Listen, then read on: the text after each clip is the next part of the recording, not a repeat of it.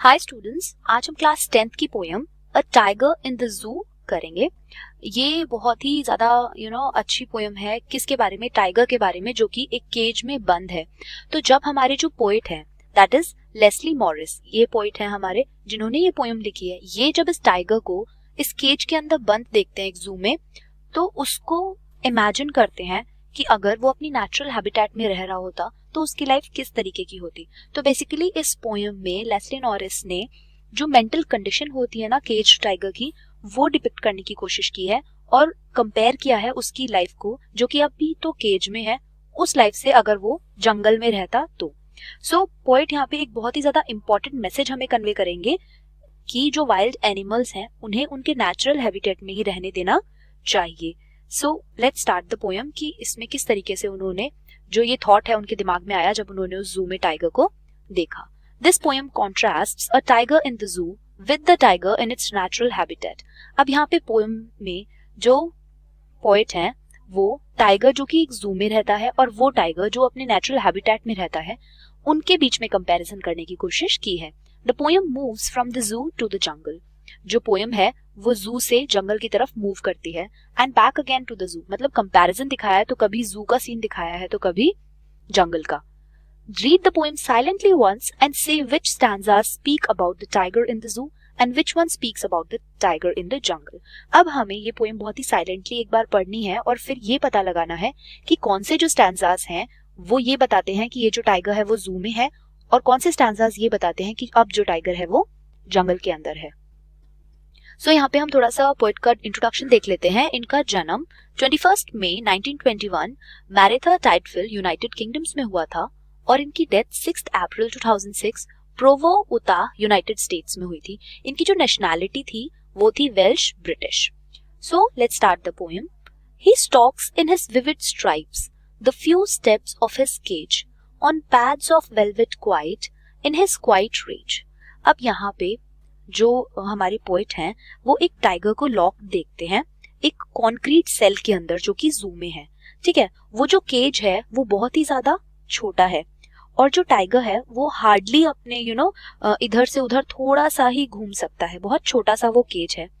और उस टाइगर के ऊपर जो स्ट्राइप्स हैं हम देख सकते हैं, जैसे टाइगर के ऊपर जो भी स्ट्राइप्स होते हैं, धारियां होती हैं ये यहाँ पे ब्लैक कलर की, ये बहुत ही ज्यादा सुंदर है, बहुत ही ब्यूटीफुल है और बहुत ही क्लियर है। विविड मीन्स होता है बहुत ही ब्राइट, हम कह सकते हैं क्लियर हम कह सकते हैं। और स्टॉक करते हैं, स्टॉक का मतलब होता है कि to move quietly and slowly in a threatening way, बहुत ही धीरे धीरे वो वहां पे वॉक कर रहा है, एक स्ट्राइड वे में वो वहां पे स्टॉक कर रहा है।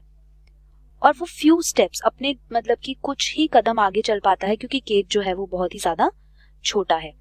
On pads of velvet quite, जो पैड्स होते हैं, जो टाइगर का पंजा होता है उसके नीचे कुछ इस तरीके के ये जो पैड्स होते हैं ये बहुत ही ज्यादा सॉफ्ट होते हैं। कितने सॉफ्ट होते हैं? वेलवेट के जितने, जैसे मखमल होता है ना जो, उसके जितने वो सॉफ्ट है। इन हिज क्वाइट रेज, अब इन्हीं पैरों से जो कि मखमल की तरह नीचे से बहुत ही ज्यादा सॉफ्ट हैं और बहुत ही शांत, क्वाइट मीन्स होता है शांत, तो ये जब चलते हैं तो इनसे आवाज नहीं आती है। तो उन्हीं पैरों से वो वहां चल रहा है जिनकी आवाज नहीं आ रही है, परंतु वो क्या है, बहुत ही ज्यादा गुस्से में चल रहा है। क्यों? क्योंकि उसे उस केज में नहीं रहना है, उसके अंदर बहुत ज्यादा एंगर है। पर यहाँ पे क्या है, वो बहुत ही ज्यादा हेल्पलेस अपने आप को फील कर रहा है और जो केज्ड टाइगर है वो बहुत ज्यादा एंग्री है और अपने आप को हेल्पलेस यहाँ पे महसूस कर रहा है क्योंकि वो वहां पे कुछ नहीं कर सकता, उसको एक उसके अंदर बंद कर दिया गया है। पर इसी वजह से वो क्या है, क्वाइट भी है। He should be lurking in shadow, sliding through long grass near the water hole where plump deer pass। अब ये जो पिक्चर थी यहाँ पे दिखाई है वो जब टाइगर केज में होता है तब की है। अब जो नेक्स्ट स्टैंजा है वो जब टाइगर जंगल के अंदर होता है तब की है। तो he should be lurking in shadow, lurking means होता है हाइडिंग, कि उसे क्या करना चाहिए, उसे मतलब कि शैडोज में छुपे हुए होना चाहिए। हम देख सकते हैं जिस तरीके से जो जंगल में टाइगर्स होते हैं वो छुपे हुए होते हैं, उसी तरीके से वो कह रहे हैं कि उसे तो शैडोज के अंदर वहां पे जंगल में छुपा हुआ होना चाहिए।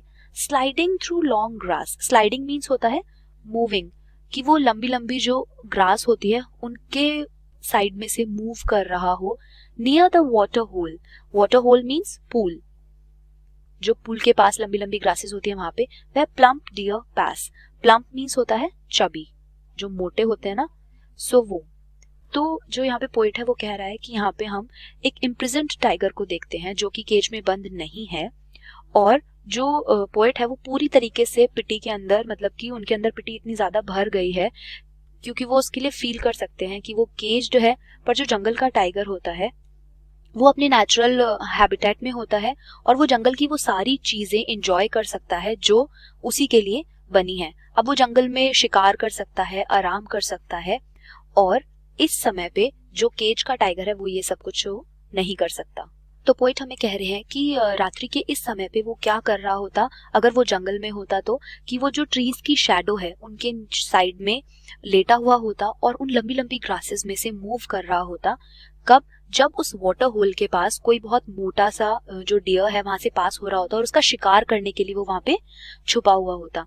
सो he would be lying there in expectations of a heavy feast, मस्त उसको खाना मिलता आराम से, वो वहां पे उस खाने को खा सकता था, शिकार कर सकता था, जो कि अब वो इधर यहाँ रह के नहीं कर पा रहा है। तो ये जो सीन है वो तो जू का है और ये जो है वो जंगल का है। अब हम आगे पढ़ते हैं। He should be snarling around houses at the jungle's edge, baring his white fangs, his claws, terrorizing the village. So in lines में पोइट क्या इमेजिन करते हैं कि जो टाइगर है अगर वो अपना ये जो फीस्ट था उसको या शिकार करने में अगर असफल रहा होता तो वो क्या करता, वो आसपास के जो गांव हैं सबसे पहले तो वो क्या करता, snarling around houses. Snarling means होता है कि जो वार्निंग साउंड निकालते हैं ना वो लोग, डरावनी और गुस्से वाली आवाज निकालते हैं, वो आवाज वो निकाल रहा होता उन घरों के आसपास जो मतलब कि जंगल के पास जो गांव होते हैं ना वहां पे, क्योंकि उसे वहां पे अपना शिकार नहीं मिला है। और जंगल के एज पे जहां पे आगे विलेज शुरू हो जाते हैं वहां पे खड़ा होके वो ऐसी आवाजें निकाल रहा होता। Baring his white fangs, his claws. What is baring? Baring means showing, अपने जो व्हाइट फैंग्स हैं, फैंग्स मतलब होता है ये आगे के जो दो दांत होते हैं ना इनके, वो। सो वो वहां पे अपने वो दो दांत निकाल के एक वार्निंग साउंड निकाल रहा होता। His clause terrorising the village, और उसके जो क्लॉज हैं, उसके जो पंजे हैं, उनसे गांव वालों को डरा रहा होता। और इन सब चीजों की वजह से जो नाखून होते हैं उसके पंजों के, उनसे जब वो वहां चल रहा होता आसपास, तो गांव के लोगों में एक भय, एक टेरर हम देख सकते थे उन विलेजर्स में होता अगर वो जंगल में होता। तो ये यहाँ पे जो पोएट है वो एक और चीज हमें दिखाना चाहते हैं, एक हिंट दे रहे हैं कि अगर हम इसी तरीके से अपने जो फॉरेस्ट हैं उनको डिस्ट्रॉय करते रहेंगे और जो नेचुरल हैबिटेट होता है टाइगर्स का उसको कवर करेंगे, तो इन टर्न वो रिटर्न में वो हमें क्या देंगे, वो हमारे विलेजेस में या जहाँ हमारा हैबिटेट है, जहाँ हम लोग रहते हैं, वहां पे वो लोग आएंगे और हमें डरा सकते हैं, हमें अपना खाना भी बना सकते हैं। But he is locked in a concrete cell, his strength behind bars, stalking the length of his cage, ignoring visitors. तो जो पोएट है वो यहाँ पे क्या देखता है कि जो टाइगर है वो एक कॉन्क्रीट सेल के अंदर बंद है। एक हम कॉन्क्रीट सेल बोल सकते हैं कि बहुत जो छोटा सा और अनप्लेजेंट जो सेल होता है,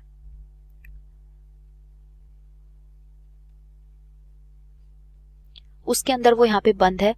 टोटली वो यहाँ पे हेल्पलेस फील कर रहा है और in spite of all his strength अब वो क्या है, इस केज के अंदर बंद है। बहुत धीरे धीरे और साइलेंटली जब टाइगर ऊपर और नीचे उस केज के अंदर मूव करता है, stalking the length of his cage, छोटा सा है तो वहां पे वो स्टॉक कर रहा है, बहुत धीरे धीरे मूव कर रहा है। स्टॉकिंग मीन्स होता है मूविंग स्लोली।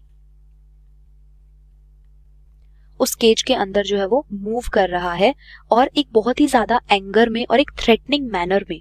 थ्रेटनिंग मैनर मतलब होता है बहुत एक डरावने तरीके से वो वहां मूव कर रहा है, वो इतना ज्यादा गुस्से में है जिसे देखें अगर हम तो हमें डर लग सकता है। इग्नोरिंग विजिटर्स, और जो लोग वहां पे जू में उसे देखने आए हुए हैं उन सभी को वो इग्नोर कर रहा है। उसे उन लोगों से कोई भी मतलब नहीं है, किसी भी विजिटर से जो भी उसे वहां पे देखने आए हैं उन्हें टोटली वो इग्नोर कर देता है। और वो ये सोच रहा है कि इस समय वो एक प्रिजन में है और इसके अलावा उसे और कुछ भी समझ में नहीं आ रहा है। और मे भी हो सकता है कि उन लोगों की प्रेजेंस से वो वहां पे रेस्ट भी जो है वो नहीं कर पाता है। ही हियर्स, इसी वजह से वो यहाँ पे गुस्सा भी हम कह सकते हैं कि हो, क्योंकि वो लोग वापस वहाँ पे आते हैं, एनॉय करते हैं, देखते हैं उन लोगों को, तो इस वजह से वो बहुत ज्यादा डिस्टर्ब भी होता है. He hears the last voice at night the patrolling cars and stares with his brilliant eyes at the brilliant stars. Patrolling means क्या होता है? To go around an area at regular times to check that it is a safe. Patrolling cars वही होती हैं जो मतलब आसपास की जो मतलब कि जितने भी जू के अंदर जानवर हैं, तो गाड़ियां आती हैं ये देखने के लिए कि वो जो जू के जानवर हैं वो सेफ हैं या नहीं हैं. एंड ब्रिलियंट का मतलब होता है कि वेरी ब्राइट. तो जब वो जो गाड़ियां हैं वो वहां पे उनको देखने के लिए आती हैं कि सब कुछ सेफ तो है ना, जो सारे जानवर हैं वो केज के अंदर तो है ना. सो ड्यू टू विजिटर्स, जो टाइगर है वो बिल्कुल भी रेस्ट नहीं कर पा रहा है दिन में, और वो रात में भी रेस्ट नहीं कर पा रहा है. क्यों? क्योंकि वो पेट्रोलिंग कार वहां पे आती है और उसकी वजह से उसकी जो आवाज है उससे वो डिस्टर्ब होता है. इसीलिए एट लास्ट वो अपनी सारी जो होप है वो खत्म कर चुका है और बहुत ही ज्यादा हेल्पलेस यहाँ पे फील कर रहा है. इसी वजह से वो क्या देखता है? उन शाइनिंग स्टार्स को देखता है, जो कि स्काई के अंदर जो चमकते हुए सितारे हैं, अपनी चमकती हुई आंखों से उन्हें देख रहा है. बहुत हेल्पलेस फील कर रहा है, अपनी सारी होप खत्म कर चुका है, और ऐसा लग रहा है कि सम सॉर्ट ऑफ कंफर्ट और होप उसको इन स्टार्स से मिल रही है.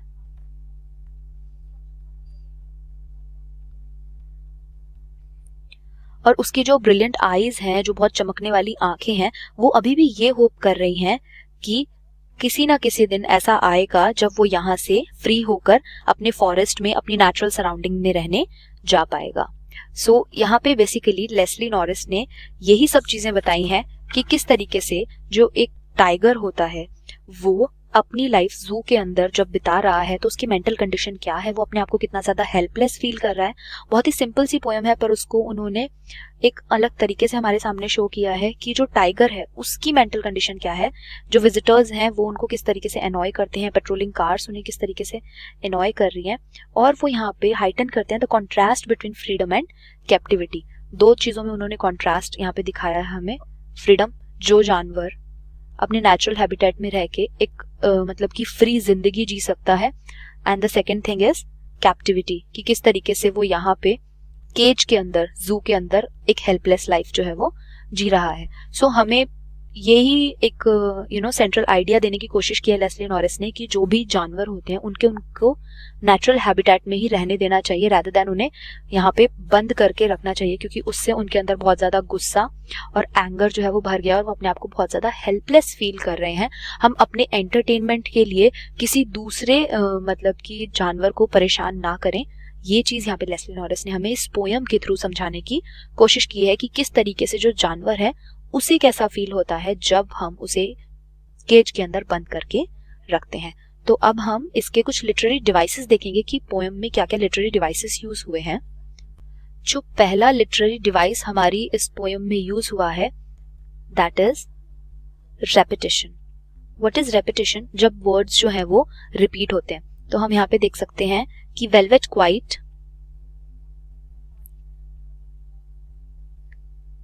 क्वाइट रेज, ये जो वर्ड्स हैं ये रिपीट हुए हैं ऊपर वाले स्टैंजास में. Here we can see velvet quiet in his quiet rage. So this is repetition. After that, second literary device जो use हुआ है that is alliteration.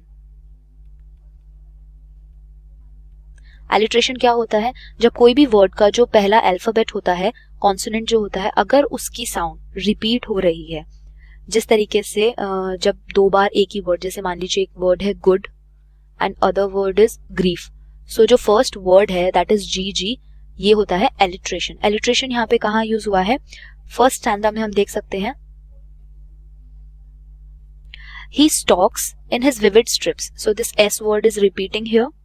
After that, but he is locked in a concrete cell. यहाँ पे concrete and cell, यहाँ पे जो c word है वो बार बार यहाँ पे रिपीट हुआ है 2 बार, so this is alliteration here. जो थर्ड लिटरेरी डिवाइस है वो है राइम. इस पोएम में हमें राइम स्कीम भी देखने को मिलती है. राइम होता है बेसिकली जो म्यूजिकल इफेक्ट हमें एक पोएम में मिलता है, that is rhyming scheme over here.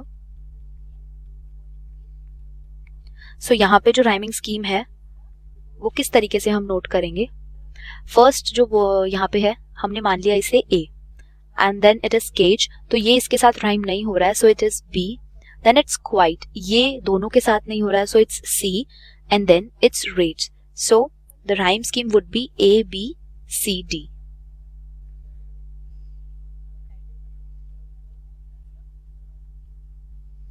These are the literary devices of the poem. So central idea और हम देख लेते हैं एक बार कि इस पोएम का सेंट्रल आइडिया यही है कि जो मतलब कि जू में रहने वाले जानवर हैं उन्हें वहां पे कैद करके नहीं रखना चाहिए, रादर उनको उनके नेचुरल हैबिटेट में छोड़ देना चाहिए ताकि वो लोग भी अपनी जो लाइफ है उसको नेचुरली जी सकें. हमारे एंटरटेनमेंट के लिए, हमारी सेल्फिश चीज़ों के लिए हमें उन्हें केज करके नहीं रखना चाहिए. सो ये यहाँ पे एक कॉन्ट्रास्ट उन्होंने हमें फ्रीडम और कैप्टिविटी का बहुत ही इम्प्रेसिवली शो किया है. और एक और चीज उन्होंने शो किया, that is the love for freedom for every living being. So this is all for this poem. एक बहुत ही सिंपल और स्वीट सी पोएम थी जिससे उन्होंने एक बहुत ही डीप मीनिंग हमें यहाँ पे सिखा दिया है. So thank you.